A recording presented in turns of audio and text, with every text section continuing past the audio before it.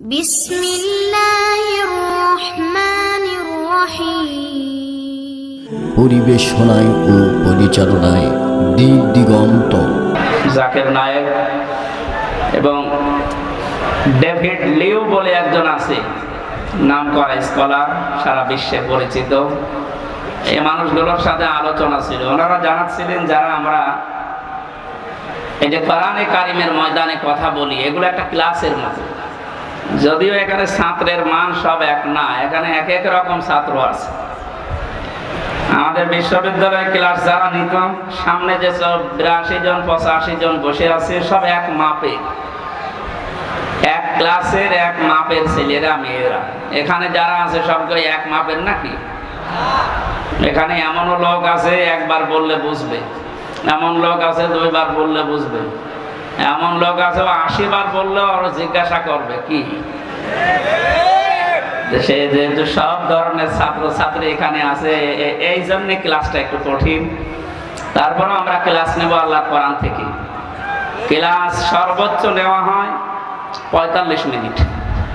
বিশ্ববিদ্যালয়ে যারা ক্লাস নেয় আমরা দেখেছিলাম সর্বোচ্চ ক্লাস নেয় 45 মিনিট। কেন ভার্সিটি যারা ক্লাস নেয় এদের কোনো যোগ্যতা নেই, 45 মিনিটের পরে আর কথা বলতে পারে না, এই জন্যে নাকি? হ্যাঁ, বিজ্ঞান প্রমাণ করছে মানুষের এই মাথার ভেতরে আল্লাহ 6টা জিনিস বিশেষ করে দিয়ে রেখেছেন। ফ্রন্টাল লব, অক্সিপিটাল লব, এরকম 6টা জিনিস দিয়ে সাজিয়ে এক একটার ভেতরে 8টা 10টা 12টা 15টা 18টা 24টা পর্যন্ত বিষয় দেওয়া আছে। এগুলো ক্যাচ করে। আমি বলতেই থাকলাম, আপনি শুনতেই থাকলেন না। মানুষের মেধায় কথা ধরার একটা লিমিট আছে। বিজ্ঞান প্রমাণ করেছে যে 40-45 মিনিটের পরে আপনি যদি কথা বলেন, আগেরটা ভুলে যাবেন, পরে আবার ওইটা চোখ হবে। এই জন্য যারা ক্লাস নেয় সারা পৃথিবীতেই প্রায় এই নিয়ম, 40-45 মিনিটের উপরে কোনো ক্লাস হয় না। কারণ আপনি কথাটা যেন ধরে রাখতে পারেন। এটা যেহেতু ক্লাসের মতোই আমরা অন্তত 40 মিনিট না, 1.5 ঘন্টা মতো বা 1 ঘন্টা মতো কথা বলবো ইনশাআল্লাহ। কোরআনে কারিম থেকে কিছু নিয়ে যেন আজকে বাড়ি যেতে পারি। যত মানুষের নাম যেহেতু দেখলাম তাদের সম্মান আছে, এই জন্য আপনারা দাওয়াত দিয়েছেন, আমরাও তাদের সম্মান জানাচ্ছি কোরআনের অনুষ্ঠানে। ওয়ারাফা'না লাকা যিকরাক, আল্লাহ তুমি তাদের সম্মান আর মর্যাদা দুনিয়া আখিরাতে দুইটাই বাড়িয়ে দাও। সামনে বসা মুসলমান ভাইরা, পর্দার আড়ালের সম্মানিতা মা এবং বোনেরা, প্রশাসনের ভাইরা, প্রাণপ্রিয় জয়পুরহাটবাসী, দল মত জাতি বর্ণ ধর্ম নির্বিশেষে, এটা জামাতে ইসলামের অনুষ্ঠান নয়, এটা চরমনাই পীরের অনুষ্ঠান নয়, এটা বিএনপির অনুষ্ঠান নয়, এটা আওয়ামী লীগের অনুষ্ঠান নয়। হাযা বায়ানুল লিন্নাস হুদাল লিন্নাস। মানুষ পদবাচ্য যারা বিবেচিত তাদের জন্য আল্লাহ এই কোরআন দিয়েছেন। কথা বলেন ঠিক কিনা? সুতরাং সেই নিয়ত নিয়ে আজকে আমরা এসেছি। বলেন আলহামদুলিল্লাহ। আল্লাহ পাক বলেন তাহা মা আনজালনা আলাইকাল কুরআনা লিতাশকা। হে নবী, এই কোরআন আমি আপনাকে এই জন্য দেইনি যে আপনি মার খাবেন, পৃথিবীতে না খেয়ে থাকবেন, অপমান হবেন, অপদস্থ হবেন, লাঞ্ছিত হবেন, বঞ্চিত হবেন না। এ কারণে আমি কোরআন দেইনি। কোরআনে কারিম আপনাকে আমি দিয়েছি পৃথিবীর উপরে থাকবেন। কোথায় উপরে আছে আজ আমরা? না। আমাদের যে সমস্ত ভুলের কারণে আমরা উপরে থাকতে পারি না, ওই বিষয়গুলো আজকে কোরআনে কারিম দিয়ে আমরা ক্লিয়ার করব। 27টা বিষয় আছে, আজকে আমি একটা বিষয় শুধু ক্লিয়ার করার চেষ্টা চালাবো ইনশাআল্লাহ। আপনি এখান থেকে সরে বসুন, পেছনে যারা আছে একটু পরে চিল্লাবে, জানতেন না?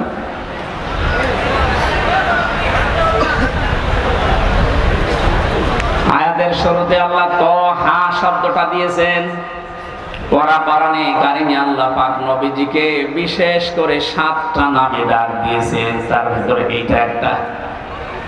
আমি যে কথা বলি ওখান থেকে শিক্ষা নিয়ে আসি, আপনি মিলাবেন তো কি নিয়ে আসি দেখেন। বিশ্বনবীকে আল্লাহ যে 7টা নামে ডাক দিলেন, তার প্রথম নাম ছিল ইয়াসিন।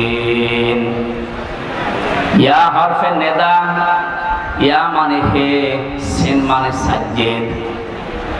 নবীজির আপন চাচাতো ভাই হযরতে আব্দুল্লাহ বিন আব্বাস রাদিয়াল্লাহু তাআলা আনহু রাইসুল মুফাসসিরিন ছিলেন তিনি।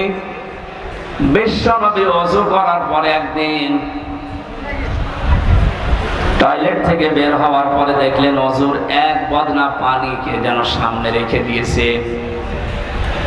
ওযু করার পরে জিজ্ঞাসা করলেন, পানির বোতল বা পানির এই লোটা বদনা কে রেখেছে এখানে পাত্রটা?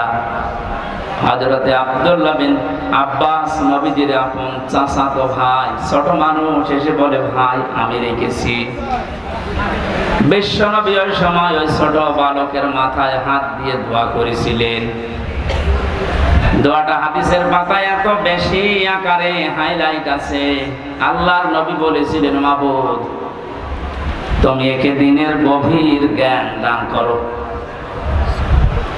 তামাম দুনিয়াতে যত মুফাসসির আসবে কিয়ামত পর্যন্ত নবীজির এই দোয়ার কারণে এই লোকটাকে আল্লাহ মুফাসসিরদের সম্রাট বানিয়ে দিয়েছে। এখানে রাইসুল মুফাসসিরিন বলা হয়। তিনি তাফসীরে কাবীরের ভেতরে সিন শব্দের 5টা অর্থ দিয়েছেন। আপনি তাফসীরুল কোরআন মাহফিল লিখে দিয়েছেন। আমরা চেষ্টা চালাবো তাফসীর আকারে কথা বলার, নাকি আমার মন মতো বলবো? সিন শব্দের 5টি অর্থ। প্রথম অর্থ হচ্ছে সাজ্জিদুল আলামিন। সিন মানে সাজ্জিদুল বাশার, সিন মানে সাজ্জিদুল কাউনাইন, সিন মানে সাজ্জিদুল আম্বিয়া, সিন মানে সাজ্জিদুল মুরসালিন। জয়পুরহাটবাসী ক্লাস চলছে, খুব খেয়াল করে কথাগুলো নেওয়ার চেষ্টা করেন। আমি ডেলিভারি দিলে আপনি যেন রিসিভ করতে পারেন, ওইরকম প্রিপারেশন নেন।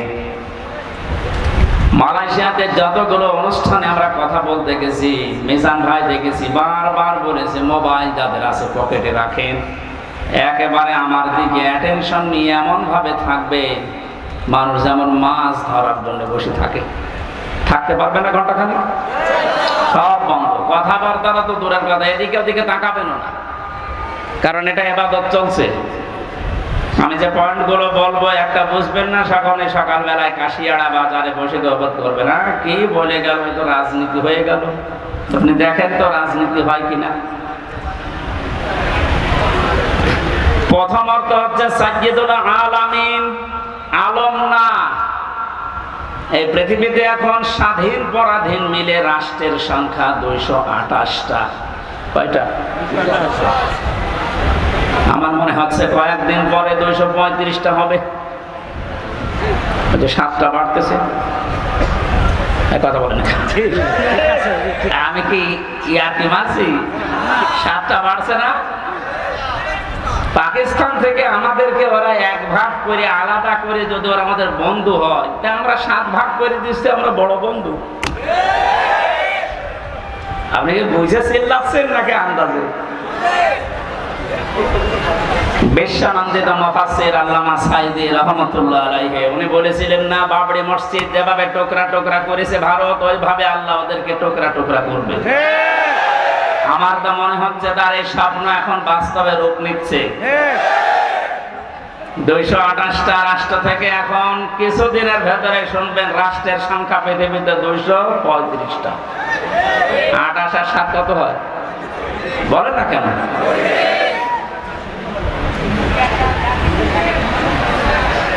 এখানে উঠে বসেন, কেউ এখানে আসবেনও না, কেউ যাবেনও না। নাই ডিস্টার্ব হলে আসলে আমার ক্লাস করার অভ্যাস নেই ওইভাবে। একটু সাহায্য করেন আমাকে।